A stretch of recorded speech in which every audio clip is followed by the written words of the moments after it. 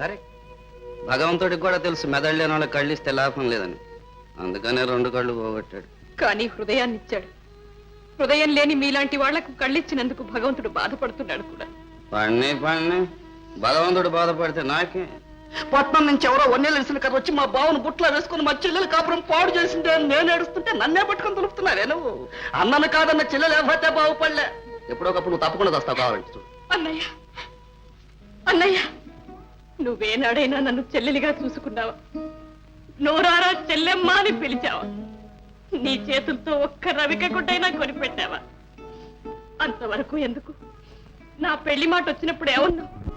ఆ గుడ్డిదాని బతుకు కోసం నా జీవితం నాశనం చేసుకోవాలా అని అడిగావే. ఇప్పుడున్నట్టుండి ఒక్కసారిగా ఎక్కడి నుంచి వచ్చిందన్నయ్యా ఈ ప్రేమ, ఈ అభిమానం? చెప్పన్నయ్యా, చెప్పు. మాటలు బాగానే నేర్పాడు అన్నయ్య. ఇంతవరకు నువ్వెన్నో పాపాలు చేశావు, కానీ ఈనాడు చేసింది అన్నిటినీ మించిన పాపం. ఏ కళంకం లేని శాంతిని, నా తోబుట్టువు లాంటి దాన్ని, నా పూర్వజన్మ సుకృతం కొద్దీ వచ్చి నాకు సరికొత్త జీవితాన్ని ప్రసాదించిన పుణ్యమూర్తిని అనరాని మాటలన్నా అపనంద వేశావు. నిన్ను భగవంతుడు కూడా క్షమించడు. ఒక్క మాట, నీ పాపాలన్నిటికీ ప్రాయశ్చిత్తం ఒక్కటి. ఆమె పాదాల మీద పడు, క్షమార్పణ వేడుకో. గుడిదారు ఎలా దంచేస్తుందో. నువ్వు ఉన్నావు పెళ్ళారి మొద్దులాగా. మొగుడికి సపోర్ట్ గా ఒక్క మాట, అరే ఒక్క మాట అలా పోతా. అలా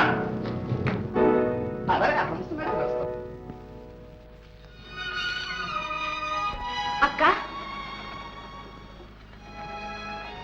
అక్క, రాధా ఇక్కడున్నానమ్మా. అక్క, ఏడుస్తున్నావా? వాళ్ళేదో అన్నారని బాధపడుతున్నావా? లేదమ్మా, లేదు. నా కోసం నేను బాధపడలేదు. రాధా, నేను ఇక్కడికి వచ్చి మీకు చేసిన మేలు కన్నా కీడే ఎక్కువైంది. మీ కుటుంబానికి తీరని మచ్చ తెచ్చిపెట్టారమ్మా. శాంతి, మా కుటుంబానికి కాదు, కళంకం లేని నీ జీవితానికే మచ్చ తెచ్చుకున్నావు. వద్దమ్మా, వద్దు. ఇక మా ఇంటికి రావద్దు. నీ భవిష్యత్తు కోసం చెప్తున్నాను. అదేమిటండి, తెలిసి తెలియని మూర్ఖులేదో అన్నారని అక్కని రావద్దంటారా? అక్క రావా? ఇక మా ఇంటికి రానే రావా? చెప్పు. రాధా, వస్తానమ్మా. నేను రావడానికి నీ సమ్మతే నాకు కావలసిన. తప్పకుండా వస్తాను. అక్క రాధా, అక్క రాధా, రాధా, రాధా.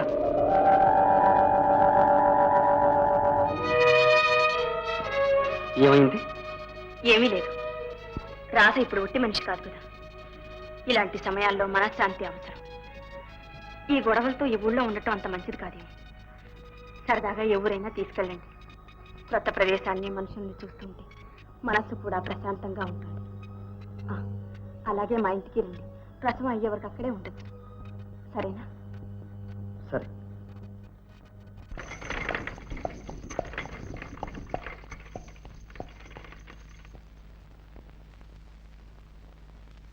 ఓ మల్లిక, అయ్యో ఎంత చిక్కిపోయావు. నా మీద బెంగెట్టుకున్నావు అనుకుంటాను. నేను నీకోసమే బయలుదేరిన. ప్లేన్కు టైం అయిందని హావుడిగా బయలుదేరా. చూడు, ఒకటే చొక్కా. పద పద. ఎక్కడికి? ఏదో ఒకటి తేలాలి, ఇక్కడి నుంచి కదలాలి. అయ్యో, నడివీధులు ఏం తెలుసుకుంటాం. పద పద. నడివీధులు ఎందుకు?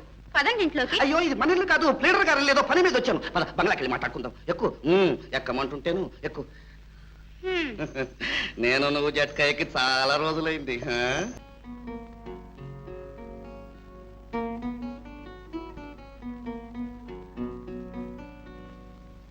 ఎలా ఉంది లొకేషన్?